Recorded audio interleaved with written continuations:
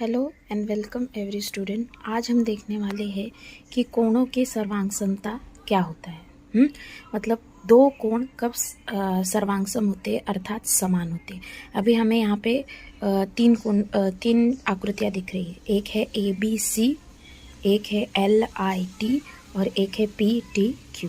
और यहाँ पे देखिए और तीन कोण हैं SPM, कोण RTS और कोण IRS। ऐसे हमें टोटल 6 कोण है। 3 इस पेज पर है, पेज नंबर 8 पे, और 3 है पेज नंबर 9 पे। अब हमें चेक करना है कि कौन से दो कोण सर्वांग सम है।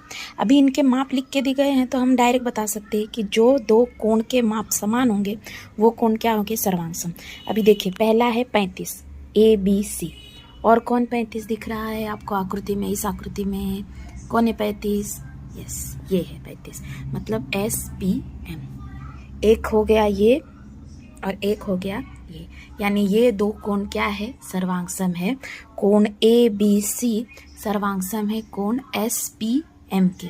और इसे लिखते समय हम कैसे लिखेंगे मैं थोड़ी देर में बताती हूँ। अभी देखिए नेक्स्ट है NIT, कितने डिग्री है? 90 डिग्री। तो वैसे ही यहाँ पे देखिए कौन सा 90 डिग्री है, ये IRS, यानी ये IRS सर्वांग सम है इस कोण NIT के। आखिरी बचा PTQ, ये है 100 डिग्री का कोण, और ये रहा RTS 100 डिग्री का कोण, यानी ये दो कोण क्या है, सर्वांग सम है। अभी हम देखेंगे एग्जाम्पल के थ्रू। अभी यहाँ पे आपको दो आकृतियाँ दिख रही है, ठीक है।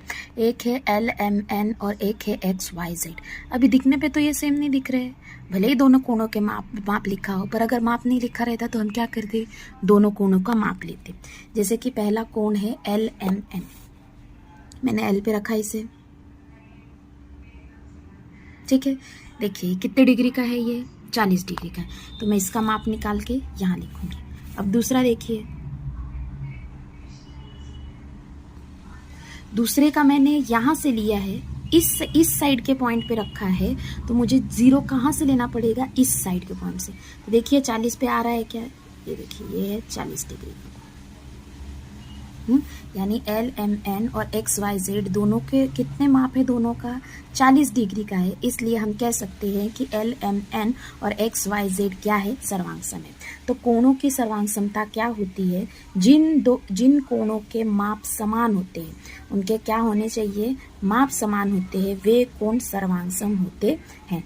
उदाहरण LMN और XYZ दोनों कोणों के माप क्या है, समान है। कितने हैं, 40 डिग्री। इसलिए LMN और XYZ क्या है, सर्वांग सम कोण है। और इसे लिखते समय कैसे लिखते हैं, जैसे रेख लिखते थे वैसे, कोण LMN सर्वांग सम कोण XYZ। सेम सब कुछ जो रेख में लिखते थे हम रेखाखंड की सर्वांग समता में, वैसा ही है। जो दो नोट्स लिखे हैं वो भी सेम। यदि LMN सर्वांग सम है XYZ के, तो XYZ भी क्या है, सर्वांग सम है कोण LMN के। यानी पहला कोण सर्वांग सम है दूसरे कोण को, तो दूसरा कोण जो होगा वो भी सर्वांग सम किसको होगा, पहले कोण को। ऐसे ही यदि LMN सर्वांग सम है XYZ को और XYZ सर्वांग सम है ABC को, तो कोण LMN सर्वांग सम होगा कोण ABC को। यानी पहला कोण यदि दूसरे कोण को और दूसरा कोण तीसरे कोण को सर्वांग सम है, तो पहला कोण भी क्या होगा, तीसरे कोण को सर्वांग सम होगा। इसके बाद हम देखेंगे प्रश्न संग्रह 6। याद रखिए पहला यदि दूसरे को है तो दूसरा किसके होगा, पहले को।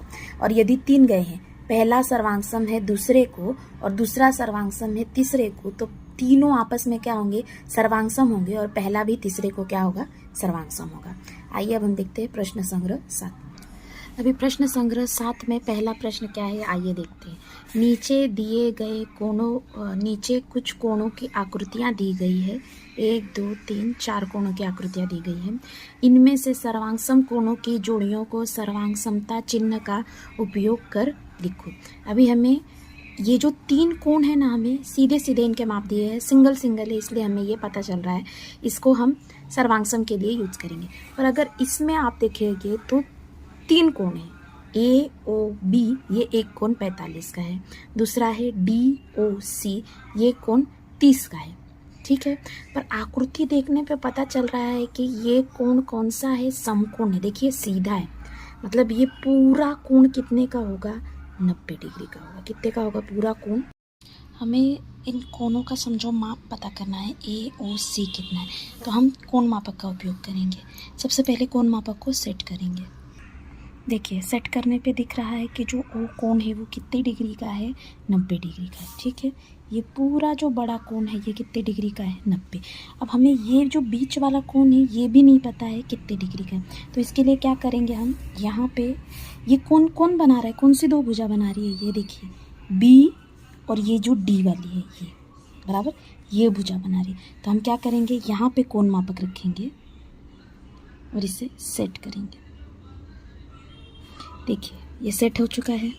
कितने पे दिख रहा है कोण, कितने डिग्री पे है, ये जो बी वाली लाइन है ये कितने डिग्री पर, कितने डिग्री का कोण बना रहा है, दिख रहा है 10 के 5 अंक आगे, मतलब ये कोण कितने डिग्री का हुआ, ये कोण 15 डिग्री का हुआ। कितने डिग्री का हुआ, जो ये बीच का कोण पता नहीं कितने का हुआ, 15 का। इससे हमें देखिए दो बातें समझ में आती है कि जो काले में लिखा हुआ है काले पेन से वो कितने डिग्री का कोण है, 15 डिग्री का। उस कोण का नाम क्या है, BOD। एक भी 15 डिग्री का दिख रहा है क्या इसमें, नहीं, मतलब उसका आपको हमको कुछ भी उपयोग नहीं होगा। पर जो ये वाला कोण है देखिए ये 90 वाला, उस कोण का नाम क्या है, AOC। ठीक है, ये कितने डिग्री का है, 90 डिग्री का है। कोण हमेशा चेक करते समय देखना कौन सी दो भुजाएं उसमें उपयोग की गई है वो कोण होगा। जैसे इसमें ये दोनों भुजाएं यूज की गई है B और D वाली, तो इस कोण का नाम क्या होगा, BOD। ठीक है, 15 डिग्री वाले। वैसे ही 30 डिग्री वाले का कोण क्या नाम होगा, BOC, क्योंकि D और C ये दो भुजाएं यूज की गई। इसमें एक और कोण है जो हमको अभी तक दिख नहीं रहा है, B और C को लेके बना हुआ है कोण, देखिए ये वाला B और C को लेके बना हुआ है एक कोण। अभी ये कितने डिग्री का होगा, इसके लिए या तो आप कोण मापक रख सकते हो या तो यहाँ पे डायरेक्टली देख सकते हो। ये 30 है, ये 15 है, दोनों को मिला के ये कोण बन रहा है ना। 30 और 15 कितने होते हैं, 45 डिग्री। कितना होता है, 45। मतलब हमें 3 कोण मिल गए जो 45 यहाँ पे है, इसलिए हमको इसका उपयोग होगा। तो इसमें 3 कोण मिले हमें। एक मिला 45 डिग्री का ये वाला कोण जो ऑलरेडी दिया हुआ था, एक मिला 90 डिग्री का कोण, एक मिला ये 45 वाला जो B और C को लेके बना हुआ है, और एक मिला हमें 30 डिग्री का ये वाला कोण D और OC को लेके बना हुआ। ठीक है, यानी हमें पता चल गया कि ये जो कोण जो मिसिंग था वो कितने डिग्री का है, 15 डिग्री का। ठीक है, अभी हम जो पहले इन तीनों के सर्वांग सम जो जोड़ियाँ हैं वो ढूंढ लेंगे एक एक। ठीक है, कोण PQR सर्वांग सम है। 90 डिग्री का कोण कहाँ है इसमें, मैंने अभी बताया था, ये जो पूरा कोण है ये पूरा ये कितने डिग्री का है, 90 डिग्री का है। तो कोण का नाम क्या आएगा, ध्यान से देखिए, AO, क्योंकि पूरा है इसमें हम AOC। ये हो गई पहली जोड़ी। ठीक है, 90 डिग्री का काम हो गया, टिक कर देंगे इसे। ठीक है, अगला देखिए LMN। कोण LMN सर्वांग सम किसके, कितना है ये, 30 डिग्री है। 30 डिग्री कहाँ दिख रहा है इसमें, ये दिख रहा है, ये 30 डिग्री का DOC। कौन सा है कोण, DOC। किसके सर्वांग सम आएगा, कोण DOC के। ठीक है, 30 डिग्री का हो गया। 45 डिग्री का कौन सा दिख रहा है, एक ये कोण है, देखिए मैं इसको पहले रफ कर देती हूँ ताकि अच्छे से दिखाई दे। देखिए ये 45 डिग्री का है, हम 45 इसका नाम लिख लेंगे कोण TSR। किसके सर्वांग सम है, ठीक है, TSR किसके सर्वांग सम है। और 45 डिग्री कहाँ दिख रहा है, ये कोण, इसका नाम कैसे लिखेंगे, देखिए ये कोण यहाँ से लेके यहाँ ऐसा बन रहा है, कहाँ, यहाँ से लेके यहाँ, तो इसका नाम भी ऐसे ही होगा, AOB।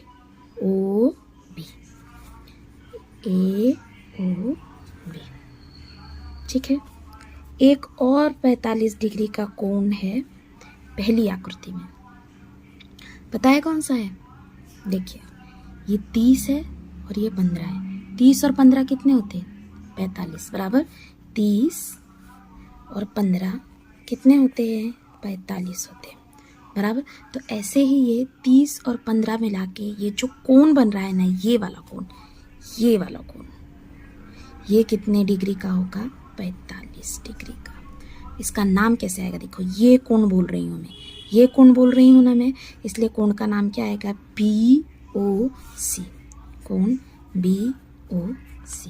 ये हो गए सर्वांग कोणों की जोड़ियाँ प्रश्न संग्रह 7 में।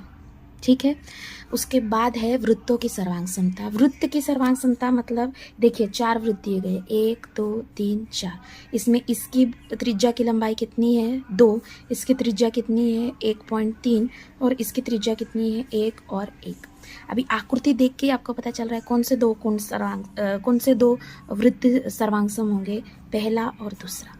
मतलब इसे देख के हम क्या बता सकते हैं कि जो 2 वृत्तों की त्रिज्या मतलब त्रिज्या से ही हम वृत्त बना सकते हैं ना, तो त्रिज्या जो होगी केंद्र से वृत्त की जो दूरी होती है उसे क्या कहते हैं त्रिज्या। मतलब जिन 2 वृत्तों की त्रिज्या समान होगी उसे हम क्या कहेंगे सर्वांगसम वृत्त कहेंगे। देखो जो वृत्त एक दूसरे से हूबहू मिलते हैं वे वृत्त क्या कहलाते हैं सर्वांगसम कहलाते हैं। और क्या, जिन वृत्तों की त्रिज्याएं समान होती है, क्या समान होती है त्रिज्याएं समान होती है, तो वे वृत्त क्या होते हैं सर्वांगसम। रेखा के बारे में क्या है, जिन दो रेखाखंडों की लंबाई समान होती है वे क्या कहलाते हैं सर्वांगसम रेखाखंड। जिन 2 कोणों के माप समान होते हैं वे कोण क्या कहते हैं सर्वांगसम। वैसे ही जिन 2 वृत्तों की त्रिज्याएं समान होती है वे वृत्त क्या कहलाते हैं सर्वांगसम वृत्त कहलाते हैं। सर्वांग समता में हमने 3 चीज़ें देखी, रेखाखंड सर्वांगसम कब होंगे, कोण सर्वांगसम कब होंगे और वृत्त सर्वांगसम कब होंगे। रेखाखंडों में देखेंगे यदि 2 रेखाखंडों की क्या समान होगा तो वे रेखाखंड सर्वांगसम होंगे, लंबाई। रेखाखंड में क्या याद रखना है, अगर लंबाई समान हो तो वे रेखाखंड क्या होंगे सर्वांगसम होंगे। और उन्हें लिखते कैसे हैं, रेख AB सर्वांगसम रेख CD। ठीक है, दूसरा है कोण, 2 कोणों के क्या समान होगा तो वो कोण सर्वांगसम होंगे, माप। क्या समान होगा तो माप। यदि 2 कोणों का माप समान होगा तो वो कोण क्या होंगे सर्वांगसम। इसे लिखते कैसे हैं, कोण ABC सर्वांगसम कोण EFG। और वृत्त में क्या है, यदि 2 वृत्तों की क्या समान होगी तो त्रिज्या। यदि 2 वृत्तों की त्रिज्या समान होगी तो वो वृत्त क्या होंगे सर्वांगसम होंगे। ठीक है, ये हमने इस पार्ट में सीखा। अगले वीडियो से हम देखेंगे दूसरा पार्ट। मैं अभी सब नोट्स के आपको फ़ोटो दे देती हूँ जिससे आप नोट्स बना सकें, स्क्रीनशॉट ले सकें। ये है परिभाषाएं समझने के लिए नोट्स।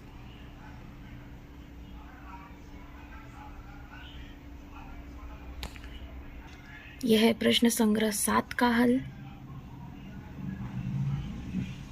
और ये है इस पार्ट में हमने क्या सीखा उन सब का हल। थैंक यू, मिलते हैं नेक्स्ट वीडियो में।